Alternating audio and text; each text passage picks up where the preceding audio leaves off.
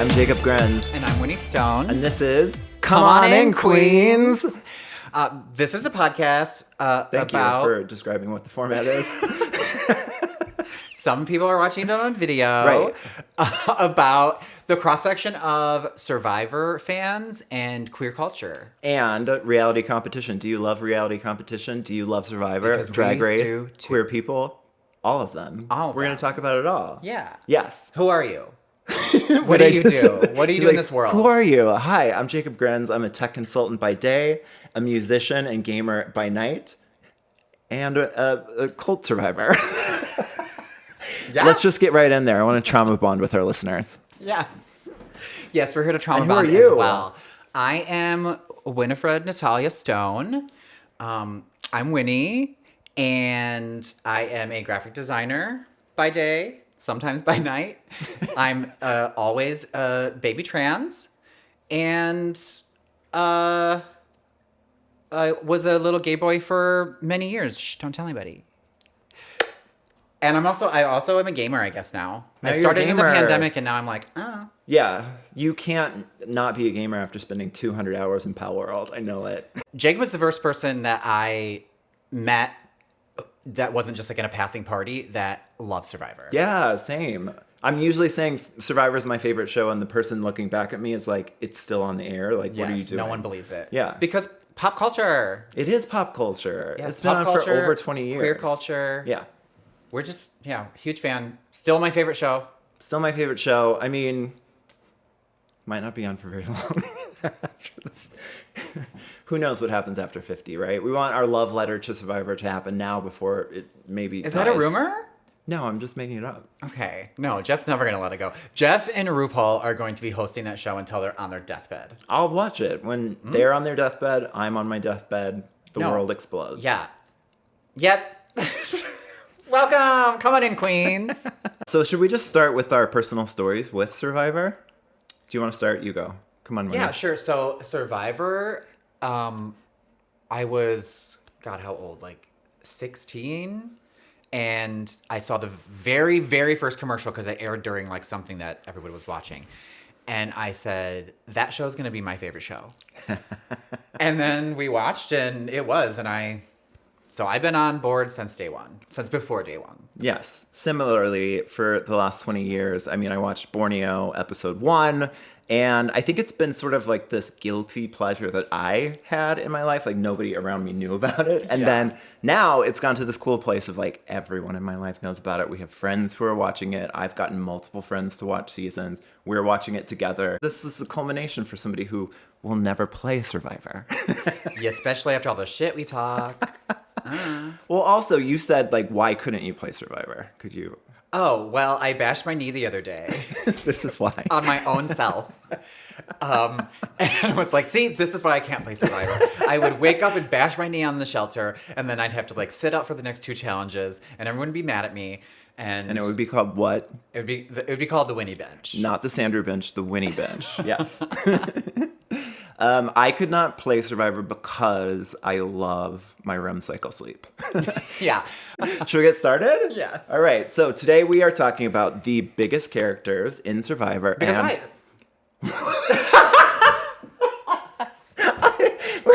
Because why? I'll tell you why. We want to do an episode on the biggest characters being female because that is the truth. So that's what we're doing today. We're talking about the biggest characters in Survivor. We're bringing you the truth. We're bringing you the truth. We're truth bombing, love bombing you, trauma bonding. Here's what I'm basing this on because I know that if people listen to this, they're going to be like, oh, this is somewhat predictable. But here's what I was basing it on. I'm going to show you the Venn diagram that I made. Okay, so iconic confessionals, iconic interactions with others, memorable gameplay. Because memorable gameplay, for me, it's like they can't just come into the game, have iconic confessionals, and then get voted out right away.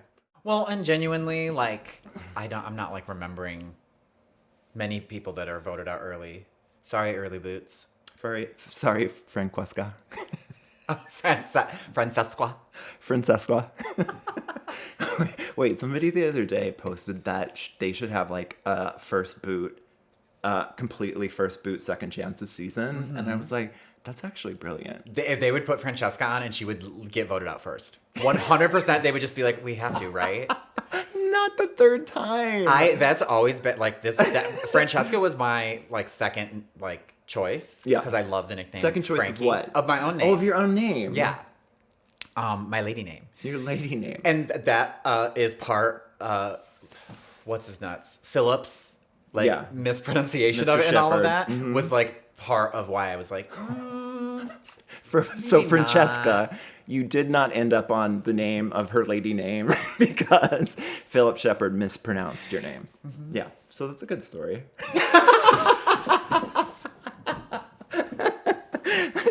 So our first segment is archetypes and outliers. So you know the archetypes in Survivor. They cast the archetypes. These are the people who are breaking that mold.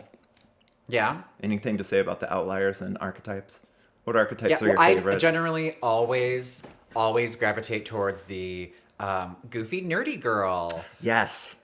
I love the honeypot, the Black Widow, you know, like the slinky girl that uses like flirting as a strategy. Okay. When you said honeypot, I didn't put it together. So you like the like hot girl flirting. But who's like a gamer. Not the hot girl that's the ditz. The hot girl that's the gamer. We know a few of those. Yes. Yeah, my favorite too. I also love like the short fuse one. There's always like a short fuse one. Yes. That is always entertaining at least. Yes. I love the indie, dark, tortured girl. Like we're talking about Flicka. We're talking about some of the people that we Flicka, bring it. Was she in Cook Islands? I can't remember, nor do I care. There's our first person on this segment that we're going to say as one of the biggest characters of Survivor is Debbie Wanner. Wiener? Wiener? I don't know. Debbie. It's fucking Debbie. It's Debbie. No one else. So Debbie played season 32 Ko-Rong, and she played season 34 Game Changers. Ko-Rong's was Beauty, Bronze, Brains 2. We don't get beauty tribes anymore. Do you want to talk about that? I feel like my people are being left out. You're like, my demo is neglected. You're watching Brains versus Brawn, Survivor Australia, and they just put beauty on both tribes. Yeah. No, when you started that season, you texted me, Australian Survivor is bringing hot people back, or just bringing the hot people, period. It is. Which is nice. Debbie. People deserve love too. They do deserve love. Debbie was not on the beauty tribe, although she could have been. She was on the brains tribe. Because she's modeled on and off for her whole life. Yes, that is one of her 15 different professions that she has. So, let me give you some of the best Debbie quotes that I found. Puzzles laid down for me like lovers. I am a chemist, electronics expert, bartender, captain in the Civil Air Patrol. In my spare time, I fill in at Red Lobster. And everything that comes out of her mouth is dead serious, like 100% genuine. There's no like, I'm kidding. Like that's interesting. I love about her. You take it as genuine, and I take it as, well, she's genuinely not self-aware. Yeah. Well, yeah. That's what I mean. Right. No, that's the thing, is that I do think with Debbie, she is genuine and she really does believe all of these things. But she lacks a self-awareness that's like, oh, wait, maybe I'm not actually doing all of these things. Maybe I have not analyzed water for 20 years. Maybe she has. Well, and I want to know what the fuck that means. Like, does she mean? She also said that I think it was at the water well, that she could drink the water without it being boiled. Which we all know is just in a plastic garbage can. Correct. Well, now it is. Wasn't it then? I don't know. But she said she had an immunity system like a horse, and so that's why she could do that. Yeah. There's the best quote that comes out of her from this moment, which is, I can start a fire with a single match. Which, okay, I thought was but maybe I'm wrong. I thought that was a skill that was available to all human beings. Is it not? I mean, I think a lot of times probably it takes a few matches. I almost knocked the mic But just over. like making that statement is just not that impressive. Right. But she said it like it was like, wow. But could you start a fire with a match? Like, I really want to dissect this. Yeah. Right. Jeremy, could you start a fire with a match? I don't know if I could do it like in the wilderness. Okay. We'll see. So I think that going camping, growing up, my dad actually taught us how to make a fire. So you have to do like the TPing that they do. And then you could, sometimes we use kerosene as well, which is like send your eyebrows off type of thing. But I do think that I learned how to create a fire with a match. So I didn't know if that was like translating or me just saying like. Yeah, no, it is kind of impressive that you could start a fire with one match, I guess. And a lot of the things that she says, like all her past jobs, it's the delivery. It's no explanation. But well, obviously, I've analyzed water for 20 years. Like, what do you mean by that? Yeah. In what context does this statement live? So, like, saying I can start a fire with one match to like, I don't know who she was talking to, but it was just like, Doesn't matter. Girl, that doesn't mean anything. That doesn't mean anything. It Like, doesn't mean anything. If she were to like sprinkle these things in conversation and stuff, like, and explain herself, I think she would. That's self-awareness, I guess, which doesn't exist. So. Which doesn't exist in her, but she is one of our favorites because we love her. We love Debbie. She came back for Game Changers. To be honest with you, Game Changers is not a season that I will ever watch again, probably. So I don't really remember how her turnout in Game Changers, other than being pissed at Brad Culpepper and the "I'm pissed" came out of that. Which was iconic. Okay, the next person we're talking about is a former Marine, season 19 survivor, Samoa. Means nothing to me. Okay. Had a big battle with Laura. It was sort of like a mean girls versus the unpopular girl sort of feud. We're talking Any about guesses? one Miss Shambo Waters. Yes. Oh, her last name is Waters? Yeah. How did I know that? That was news to me. Wow. Okay, and the technical director has told us that we're definitely eye-fucking the camera too much, so we're going to try to... What do you mean? What do you mean we're looking at the camera too much? We're going to get used to it, right? This is our first podcast. We're fine. Yeah. Okay. What shaped Samoa was Idols Played, mini confessionals. I think you either like or not like Samoa based on whether or not you like Russell Hands, because he did. It is the season. Yeah, it is the season. Yeah. Which was really frustrating at the time. It was like tuning in for the Russell show.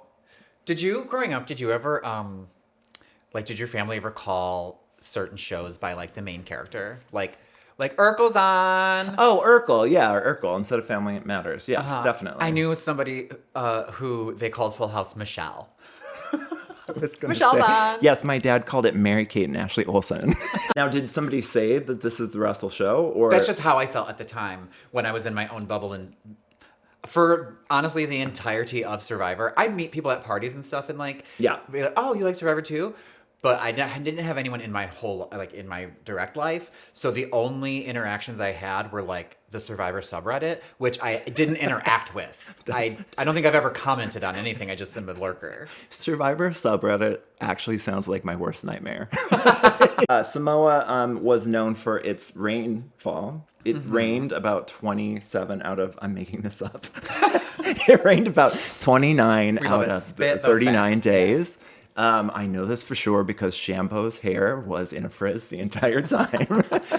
Something tells me that wasn't unique to the rainy weather. What I loved about that is that she did have a mullet, which is wonderful. I love a lady mullet. If I had to guess, I bet she's had that since like the 80s when people started calling her Shambo. Correct. And she was like, oh, well, I have to like upkeep this nickname. And yeah, it's part of her identity now. And so she is also wearing a buff, which she wears the buff around just like Rambo, so that the poof is very prominent. What do you call it? Not the business side, the party side? No, the party's in the back. Business in the front, party in the back. Her business side of her mullet is very poofy. Her business side is also party.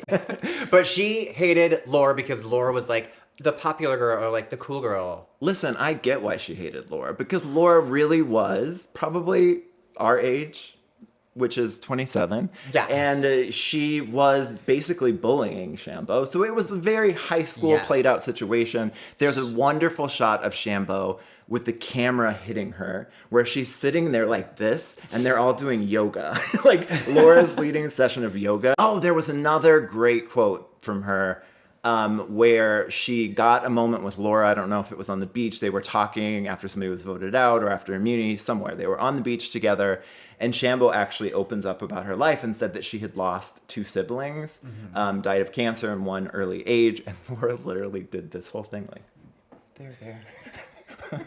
They're there. And Shambo goes to a talking head and she's like, don't make me throw up in your mouth. In your mouth. So then comes another person that really, really broke the mold. Okay. This was a person that you would think you nailed that archetype. This is a Debbie-like person. But then you realize this person is playing the fucking game. Who is it? Carolyn! Oh, yes. I was so happy when you see her playing the game. Yeah. Because, I mean, here's the thing. This is a blanket statement about Survivor in general. The edit works on me. If the show wants me to believe this thing about this person, I believe this thing about this person. Like, because I'm just along for the ride, you know? I'm not trying to be like, well, that's a lie. I also want to figure out, like, the edgic of it all and everything, too. Yeah. But, yeah, the edit wanted us to believe that, I think. Like, ooh, here's a kooky girl. She doesn't know anything. And then all of a sudden she's like, that moment with the idol finding and the getting it back in there, we were all, like, screaming. I said we were all. Me alone in my room was screaming, like, get it! So I agree with everything you said. I think that there was I think it was Stephen Fishback had a tweet one time about the seasons of Survivor are either about the winner's game or the person who lost game. Yeah. And I think that season 44 is a good example of a season about the loser of the game, Carolyn, because 100%. that season was not about Jam Jam, I don't think. No. It starts with a confessional. And when it was about Jam Jam, I feel like it was about him dealing with Carolyn. Dealing with Carolyn, right. Yeah. The whole show starts with a confessional from Carolyn. She's on the beach. This is the opener. And the producer is kind of like directing her how you do a confessional, like what to say. And it ends with the same thing. But even that birdcage where she actually does get into the birdcage, she gets the idol, and then she replaces it with a red X, which was amazing. Who would have thought of that? Carolyn. And then the screaming, the faces. We've seen her now in Traitors. We know that she does the same thing. What do you think? Oh, I think she's easily in my top 10 favorites of all time. Yeah. She's great to watch. She's a good game player. And I think she's only going to get better. I think if she's not in 50, they're stupid. I don't think she is. She had that tweet that, or maybe it was on Instagram, that she said she'd just gotten cut from the last round of cuts. Yes, of season 50. and we're believing that. But I mean, I'm believing anything that is put in front of me. Yeah. I could see the producers not wanting her to like overshadow everybody because Yeah. like her personality is so big. But I think she's great. I always remember that time in the reward where the two men are talking over her. Yes. And you just see her very animated face, just like watching them to be, you know. And then they cut to her confessional of her being like, they just think I'm fucking stupid. Yes. Like, yeah. That moment, I watched that again recently, and I don't remember the names, David and somebody else. No, who cares? Who cares? The men that were there basically talking over her, and she was sitting there eating an orange, and when they said that, she spit the orange peel out of her mouth. Like, and then at the end, you think maybe she's just going to say this in the confessional and just like keep it cool. But no, they finally finish, and she's like, am I not here? Are you just carrying me to like the merge or whatever she says? I was like, yeah. This is what we love about Carolyn too. She is an emotional player, and she will say that she's an emotional player. Mm-hmm. And I don't think that that's something that we get, especially in new era players. They really want to clamp it down. Mm-hmm. Don't show any emotion because that's going to get you voted out. Mm-hmm. Can relate. Yeah. She has a story where she talks about going into her child's poop and digging out a tooth for the tooth fairy. Like waiting for her child's poop because he swallowed his tooth. Uh-huh. How many mothers are doing that? They're like going through their child's poop to get a tooth. I mean, we know that she's been through worse. Oh, right. She's one of us. She's an addict. Yeah. Mm-hmm. Sober for 7 years, I think. I don't know. I just made that up as well. She's sober for... We spit facts here. Between 10 to 15 years. You just said 7. She's sober between 7 and 27 years. Yeah, one of the favorite moments, and that Johnny, who's watching now with us, one of our friends who has been watching Survivor, binging the worst of the worst seasons, he loves the garbage seasons. Like Nicaragua, he loved. Gabon, he loved. Anyway, he thinks the funniest thing is when Carson's sick and they get on a challenge together, Carolyn and Carson, and Carolyn is screaming the entire time, covered in mud, going through the net like a birthing fucking canal. And Carson's like, Go Carolyn, like AMSR. Go Carolyn. Carolyn. Carolyn, you're doing good. You're doing great, Carolyn. Carolyn, it's a great work. Great work. Does that work? Okay. That's enough. Oh, we love you, Carolyn. We love Carolyn. She's the third turd.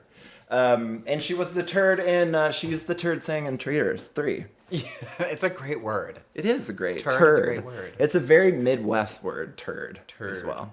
And now we're moving on to characters who are confessional, greatest of all times. Oh, we love a confessional. Give good confessional and you have my heart. You're right. First person in our confessional, greatest of all times. I'm going to give you some hints. Season 15, China. Heroes versus villains. All right. We've got China. This person is going to give it away. This person had a quote that she felt like she was on an island with Sunday school teachers and flight attendants. Well, she was. Well, obviously you know who it is, so say it. Courtney Yates, easily also in my tops. Yeah, like, just absolutely. love her. She was one of the recruits that I was like, bring her back every season. Right. And She's we love just recruits. So funny, and I mean, she was shrewd. She knew how to play the game. Like, she picked up on it because she's from New York, baby. She's from New York, right. Yeah. If you'll remember, so the marooning in China was actually them going to a Buddhist temple. And they were all forced to pray. And remember, once the Sunday school teacher didn't, right? She didn't want to. And meanwhile, Courtney is just irritated that she's there. Like, she's irritated because the Buddhist monk is like tapping her and go like, pray. And yeah, she's like, we've rolling been her here for eyes. like 20 minutes. The whole storyline with Jean Robert. Yes. Like, what the fuck? That is one of like I think we should do a whole episode about this, of like the just ignoring of like women being like, hello, I'm like being harassed. Like, he wanted her dead, but he also wanted to sleep with her every night. I remember her saying something like, what? I'm like 70 pounds. I'm not gonna keep anyone warm. Yes. For context. Context. In Survivor China, they were in a sleeping arrangement where there was a man called Jean Robert. He kept on wanting to snuggle with Amanda, and Courtney and Amanda both make it to the final 3 of China. Yes. And they were feeling very uncomfortable with the fact that he was trying to snuggle with them every night. He snored really loud. Yeah. He just treated them like shit. Didn't do anything around camp. I do agree with you, though, about doing an episode about the like heroine antagonist relationship, because I do think we get some really good moments out of like a female male counterpart just like coming at each other a lot. Yeah, I noticed that. I know. Yeah, I know, right? I noticed in a lot of the people that I like, the women that I like on Survivor, they always have some sort of like male counterpart that they're coming after or coming after them. Because men are threatened by strong women. Have you ever heard, Gabby Wendy has the podcast Long Winded, and she says, I've heard of this new thing called misandry. It's man-hating, and she says, that's everyone, right? Yeah, she's like that's the gen pop. That's the gen pop. Men hate themselves. We hate men. And when men don't like women, they kill them. Right, which is kill them. 100% true. Anyway, moving on. So one of the things I love about the confessionals of Courtney and all of the confessional greatest of all times is that they are great narrators for the story. They remember details of the story. Their talking heads are always full of details that we would not have picked up on. And she spits the truth. There's no airs being put on with Courtney Yates. Not ever, not once. Love her. I don't know if she would, but they absolutely should bring her back. Yeah. I miss bringing back people. Like, I can't believe we waited until season 50 to do it. Yes. I can believe it because it's like a totally new vibe now. But I hope that season 50 is the beginning of, all right, well, we can also do more like fans versus favorites vibes and stuff like that. Because I love a season where they don't bulldoze them. Like there are newbies that are also good. But I love the idea of even if it's your first time playing, you should always be playing like it's your second time. Yes, I love that. But no one really explains what that means. And I've really thought about that over the years of like, what does it mean to play like it's your second time? To like, I guess, understand that people are probably always talking about you in some form or another. So I don't know. We don't have to talk about that right now. We can go into it. I'm a yes and person. One of the things that we've had a gripe with, I think I share this with you and we've talked about it, is that we do not like the super fan element of the show now. The super fan element of the show for me kind of loses the authenticity and some of the fun interactions that we used to have because it's all the similar person. Yes. All of them similar. I believe we called for it. Like, it was like, no, cast the super fans. Let's get game players in here. Like, let's play the game. And then they did it, and we're like, okay, like, thanks for listening to us, but like, we can also bring back some of like the new people who don't really know anything about the game or have only like watched a season or something. Like, that does keep it interesting and make it exciting. Oh, that's interesting and great accountability that you blamed us for that. You blamed the Survivor fans for doing this. Did you hear Maybe that, it's Survivor just fans? that Survivor subreddit that you're scared of. Yes, I am scared of the Survivor subreddit. I can't stop thinking about it since you said it. Next person in the greatest of all time confessional givers. I put this person in here. I want you to guess who it is. Okay. Okay. Wait, what's the theme again? The confessional okay, greatest yeah. of all time, talking heads, the narrators of the game. Yes. Okay. So I think a good narrator who has only been on Survivor one time, was an alternate for Heroes versus Villains, was one of 5. Well, do we count Alexis as part of the Black Widow Brigade? Do you see her in the Black Widow Brigade? No. Oh, you see my God, she's not You up see here. Trixie Mattel, but you do not. Trixie Mattel is in the Black Widow Brigade, but not Alexis. Sorry, Alexis. Why don't we count Alexis as part of the Black Widow Brigade? It feels like she was a bit carried along. She was carried along. And then they were forced to vote her out because Eric won the immunity. They would have voted him out and then had the final 5. So I do know who you're talking about. You're talking about Miss Natalie Bolton. Yes. Miss Floss My Teeth with the Jugular. Yes, great confessionals. Yes, great confessionals. Oozing sex. Like, I was watching some of her confessionals. She talked about pizza that they had in the reward challenge being better than sex. In the final tribal council, she asked Parvati if part of her strategy was flirtation and did that translate to the bedroom. And I was thinking this was like kind of asking Parvati in a like sort of backwards way, are you bisexual? Really? Yeah, I Did do. you think that? Did she think that Parvati was going to be like, well, I'm bisexual? Like, Oh, wouldn't that have been something? it would have been something. Only like 20 years later, Parvati said that. Yeah, then she's like, pride flag. No, I mean, maybe in hindsight, since I know now that Parvati is queer, I'm thinking that now. Maybe during the time I didn't know what the fuck she was talking about. It seemed like most people didn't know what she was talking about during that. But you were thinking, say it again. Honestly, overall, I just think that she was like, I know I'm voting for Parvati. There's nothing that's going to change my mind. So I'm going to take this moment to sort of maybe tie up our storyline a bit and just like bring back that sort of like just in case they didn't use those confessionals or cut those parts out, I'm going to say it at Final Tribal so people know that we had a thing. That's interesting. And I love that you said that she was sort of like playing the TV element because I don't think that everybody does that. And I really want to understand if players, like talking about when you were saying playing the first time as you were playing the second time, like that's part of the playing against production, the sort of like knowing what's going on in the game, knowing what's going to happen and what makes great TV that I think is a good element of a great player. Absolutely. Yeah. 100%. Absolutely. I'm glad you agreed with that. She finished 4th, but she gave one of the most intense jury speeches ever, and she played a crucial role in convincing Eric to give up immunity, right? Mm-hmm. This was her move. Like it was a group move, obviously. Yeah, Suri like had the idea initially, but she pulled it off. Yeah, but I honestly, other than Parv, I feel like she was like the only one that could have pulled that off. She has that like essence of you can be on my good side if you prove yourself to me. Don't you want to do that, Eric? Yeah. Do you know what I mean? I love that. It's a talent that she possessed that not a lot of people do. Yeah, it's a talent of influence. And I think that even in that season, Parvati is being a coach to her as Parvati is a coach. And she's like, you should just ask what you want. Yeah. Now you and know, I love you that. You should ask what you want. Yeah. I remember hearing that so long ago. And maybe I used it too much in my life, but it is a you've great asked thing. for what you want in your life. Yeah. I mean, I find it hard to now, but like there was a time there where I was like, well, Parvati says I should, so.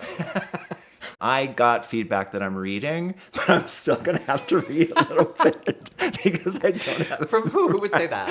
So I got a note during the break that I was reading too much, but for this episode, we're going to fix it as it goes. Yeah. I'm going to have to We're read. going to bear with her. Yeah, we're going to bear with me, right? So this person was on Panama.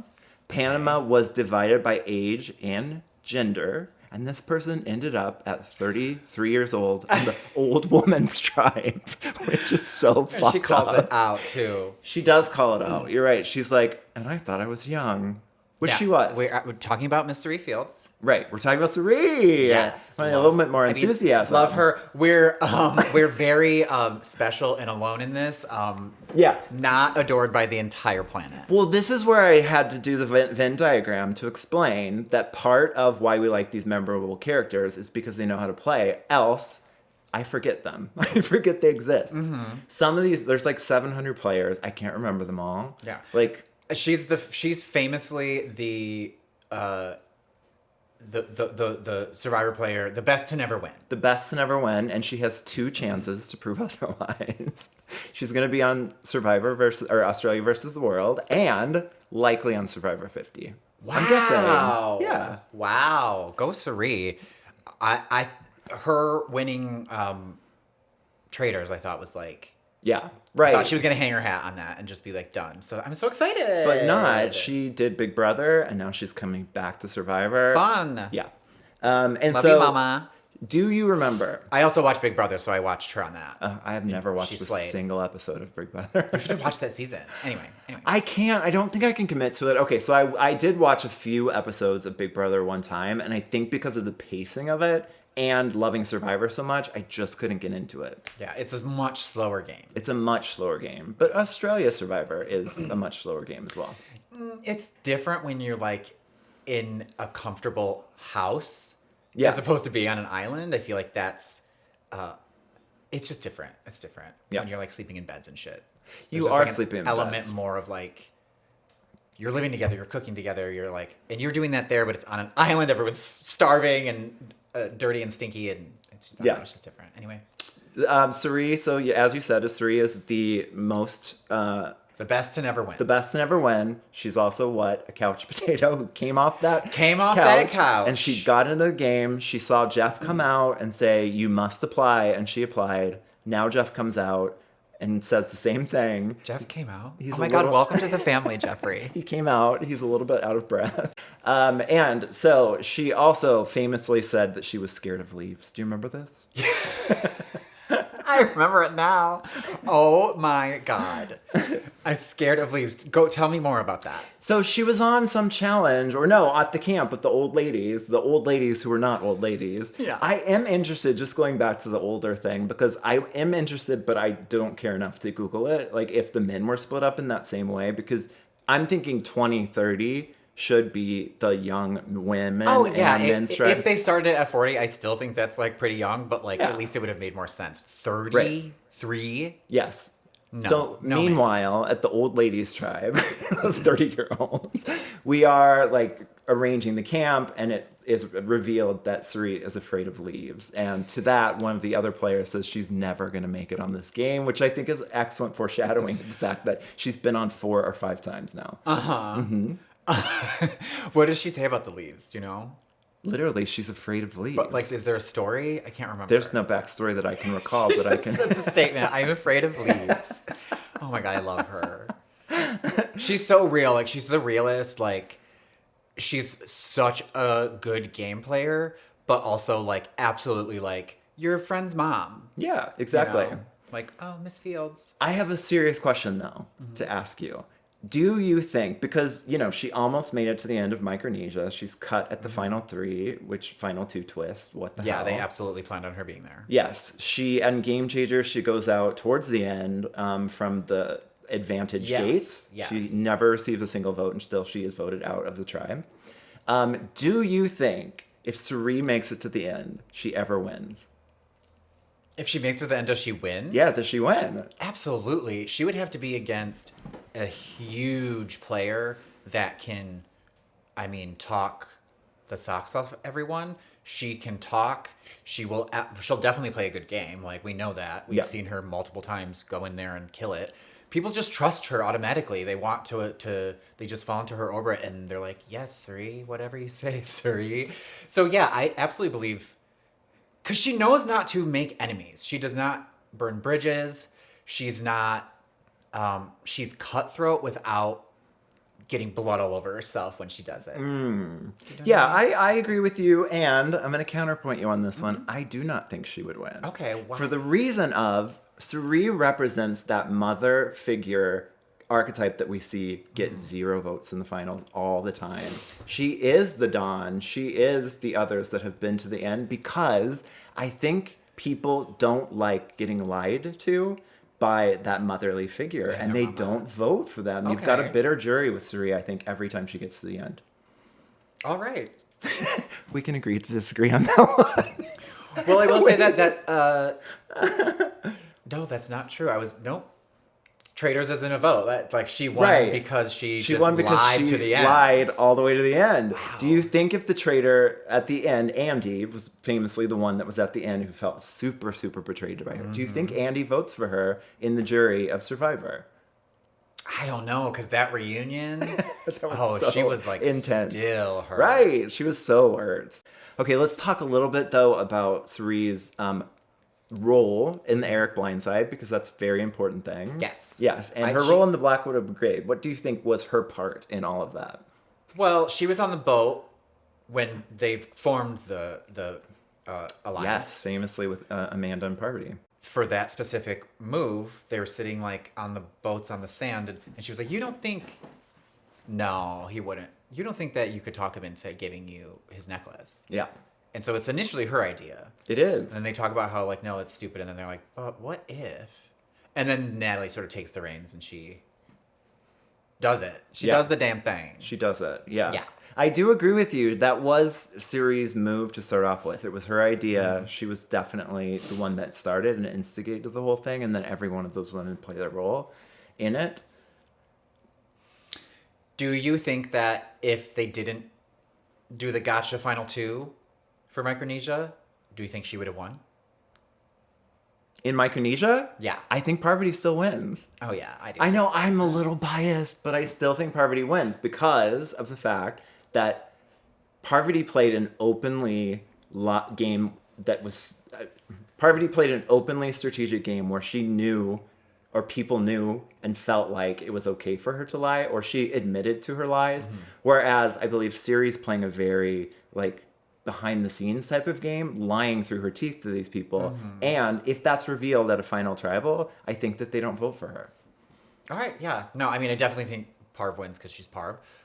But I think that what you said earlier about people not wanting to vote for their moms that lied to them, I think that would apply in Micro too. So the next in our social assassins, biggest characters of all time, we have a person who starts out on Pearl Islands. This person's win is kind of a surprise in Pearl Islands. Watching it back, I don't think she had it in the bag.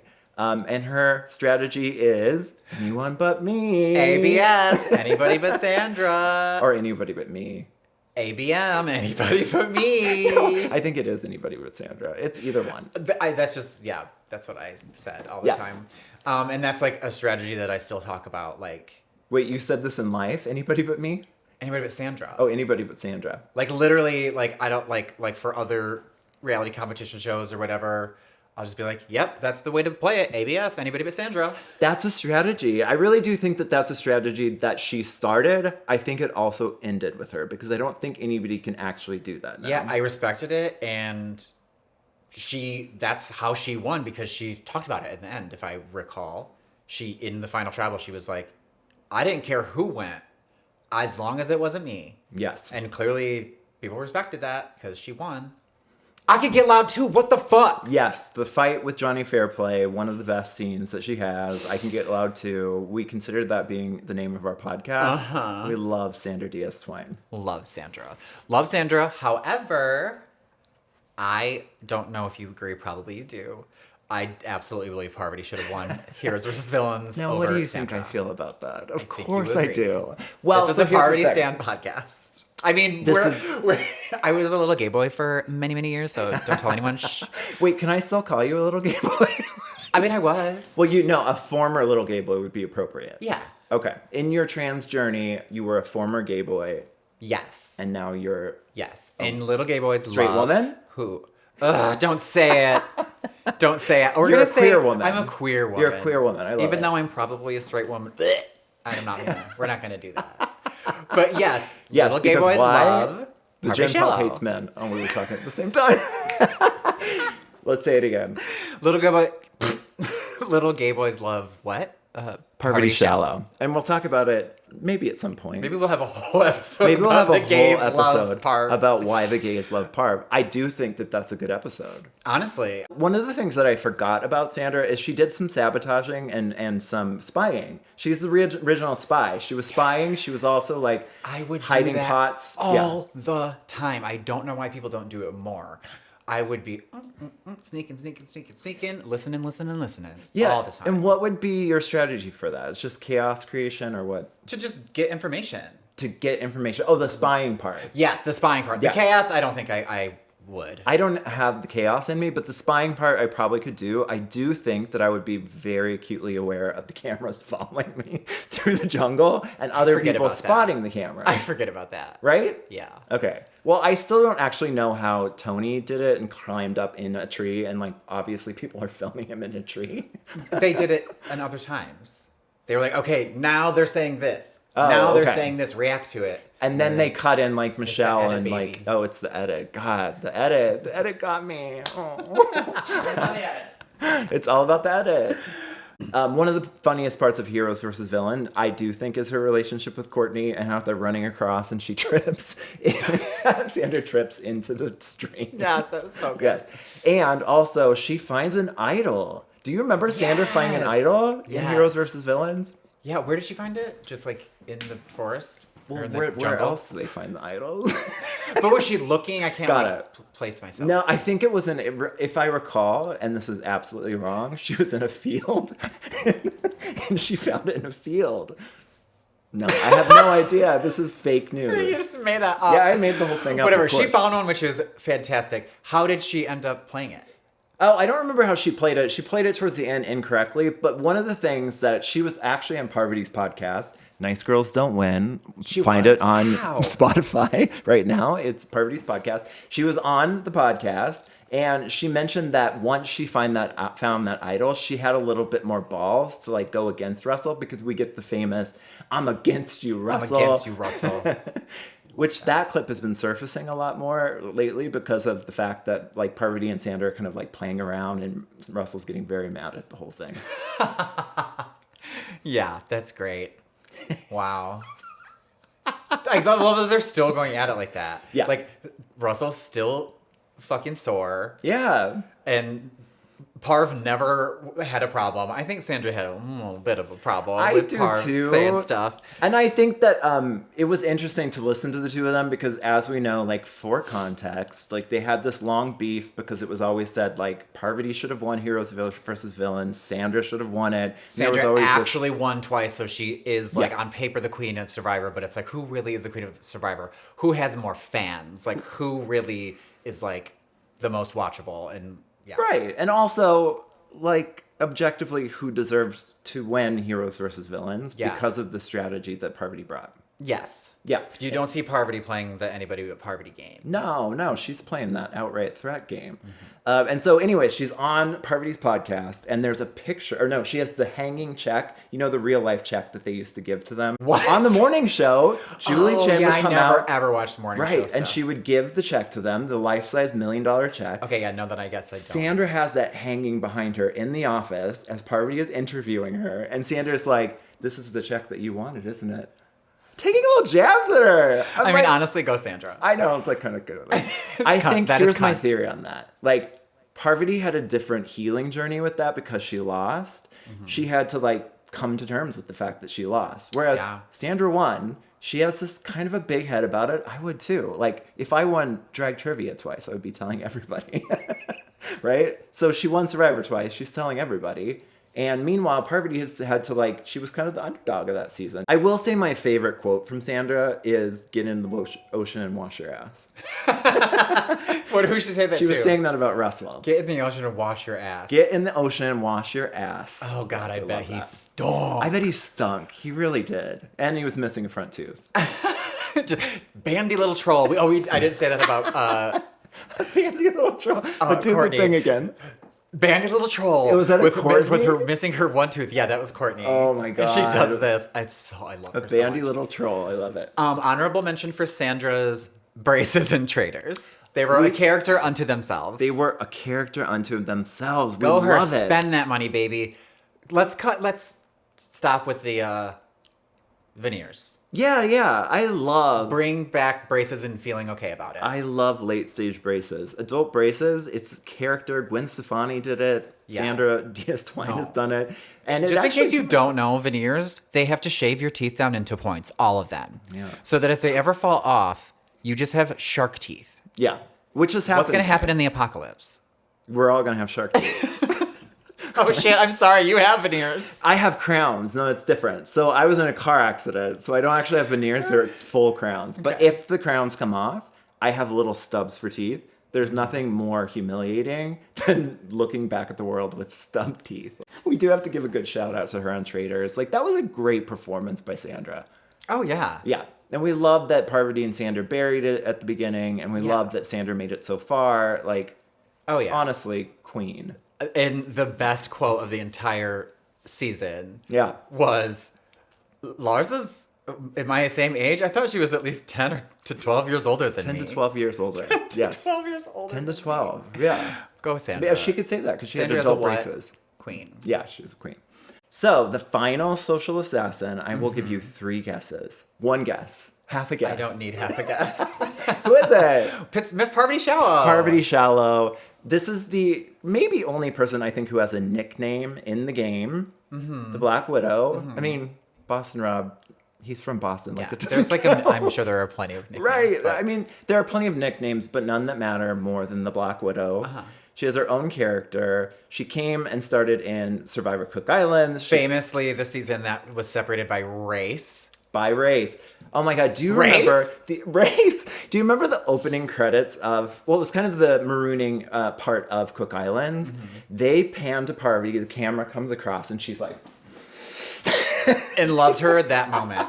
Loved her from that moment on. Mm-hmm. She really was giving camera, like, smizing. I know that because I've done projects that, never saw the light of day, but were... filming at just like your life, and it's like, you don't forget those cameras are on. I don't care what you say, and if you do, good for you, but I would never. No, I would always know. And that's another thing, you were talking about that earlier. One of the things that I love about Parvati is I do think she is at least somewhat aware, or maybe more so aware, of the cameras and the TV aspect than any other survivor that I know. Yeah, which lends to her favoritism because she gives good TV. All right. Yeah, I mean, like, let's just give a little bit on why we think she's a big idol of the gays, because this is a queer podcast. She is the Black Widow. She is a big, big gay icon. What do you think? Well, she's always gotten a lot of shit for her flirt game, especially more so in Cook Islands. I loved that. Yeah. I was like, that's absolutely what I would do. Even as a little gay boy, I would go in and just bat my eyelashes, and absolutely that would be part of my strategy. So I was like, yeah, go for it.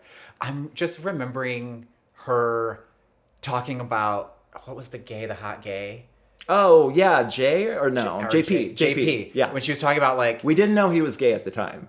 Oh, we didn't? No, he was like in The Advocate after Survivor. Oh, okay. Yeah. So he was a straight boy in that. So she was like, he's just leaning back, like he's like quietly like controlling. Yeah. And just man-spreading on that thing. And that is part of like her, what is I trying to say? Her understanding of social cues and where people stand and what like their little the things that other people don't notice, she notices. She's very, what's the word? Perceptive. Yes. And gays just love a strong woman, period. But gravitated towards, she's got the smart, she's got the look, she's got the interesting strategies. And then moving, just like, also talking about like Micronesia, she's like, we keep doing the same thing every time and they keep falling for it. Yeah. Like she's queen. And with a giggle. We love the giggle. Let me say this. When I was a child, my dad taped Madonna's Blonde Ambition tour on HBO. And I wore that VHS out, watching it over and over and over again. And then I grew up and learned that gay people existed and that like what gay culture was. And there were so many little things. Like I loved Cher, I loved Janet Jackson, like these icons that I didn't know about gay culture. I didn't know what gay was. And I just find it so interesting that's what we're drawn to. Like we're drawn to that sort of like ballsy, brash. And I wouldn't say that, I don't know that I would call Parvati brash, but she's definitely ballsy and definitely cunty. Yes. And utilizes her assets to get what she wants. And we just love that. Yes. And love that, queers. Speaking of leveraging assets, do you remember the challenge? She wins. It's like they're in the mud challenge. She wins this challenge on Cook Island. And she goes with Yule and Ozzy. And what? Gets naked in the hot tub with them. That's the first time I was like, oh, I love this girl. I want to be her. She's naked with, I don't remember if Yule was naked. In my mind, he was. But for sure, Ozzy and Parvati are naked in that hot tub. And I'm like, yeah, get it. Well, what do you think queers gravitate towards Parv? I think that there's an element of survival with her game.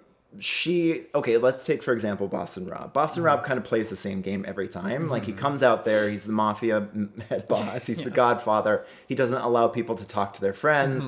Parvati is very adaptable. She comes out there and she sort of plays a different game every time. So she comes out on Cook Island, she plays the flirt. She then comes back and she is reading like, The Art of War. She's reading all of these books and she's going to be the person who wins this game. So there's such a very like adaptable nature to her where she comes out and she's very multifaceted.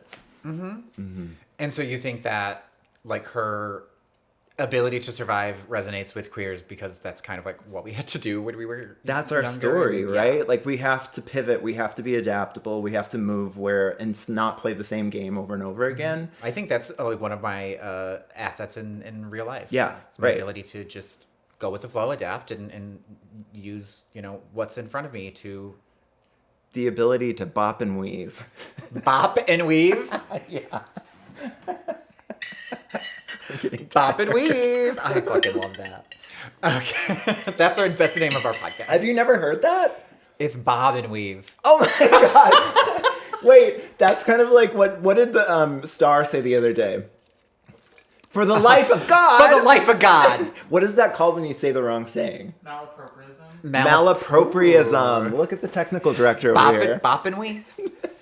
For the life of God. For the life of God. Bop and weave already. No, I do think that there's an element of like Parvati is gonna survive. Yeah. She's the ultimate survivor. Well, in Heroes and Villains, first of all, let's talk about how they said bring blue clothes because she was gonna be on the Heroes tribe, and then they switched it last minute. And then on the Villains tribe, she noticed right away that everyone wanted her out, and that she didn't want to play with the devil, Russell. But she was like, I have to make this work. And what she did. Yeah, she did. And they're always coming at her right from the beginning. And speaking of like being swapped out, you know who she was swapped out for? Who? Candace, who mutinied on Cook Islands. That would have made so much more sense. Right. Why did they do that? Because they didn't want to tribe with Suri and Amanda and James and everybody from Micronesia. It's like a Micronesian reunion of sorts. Yeah, that is Heroes vs. Villains. Right. Which is so funny. I've had a few people in my life, and I introduced them to Survivor with Micronesia, then Heroes vs. Villains. Yeah, that's always what I do. Yeah, it's so funny because it's basically Micronesia Part 2. So if you're looking to start Survivor, you watch season 16, Micronesia, and then Heroes vs. Villains. And then this is the way you do it. We just gave everything away. And then everything's spoiled. But it's honestly, okay. I started Jeremy that way, and he watched many other seasons. Yeah, I missed a few a few seasons when I was in college. Like, Yeah. didn't really have a TV and didn't like watch it, and ended up watching it knowing who the winner was, and I had just as much fun. Which season did you watch knowing the winner was? Oh God, don't ask me that. Oh, I just did. One of the seasons. It doesn't matter. A few of the seasons. Yeah, no. And love I that. was like into it. Yeah. It was great. It's And- like, and then rewatching, Rewatching. I've definitely done that. I've done that also. Yeah, it's like cool to see. Heroes versus Villains, I probably watched 4 to 5 times. Same. Yeah. And Micronesia. I Same. watch it about a quarter every It's quarter. like I don't do things like how people like put The Office on the TV and stuff Yeah. to like feel comfort. Micronesia's like my comfort Yeah. show. And speaking of comfort, let's talk about banana etiquette. Banana etiquette. Go. One of the best speeches ever by anyone is the famous double idol play Banana Yes. Etiquette speech. Now, I have a question. Do you think that she rehearsed that speech in her head? Absolutely, she knew what she was gonna say. Absolutely. That's what I think too, because I would be laying on that cold sand, like rehearsing that thing over and over and over and over again. Yeah. And that points to like what we were talking earlier about the people who come and actually know that they're on TV and want to make good TV, which is the skill that Parvati has.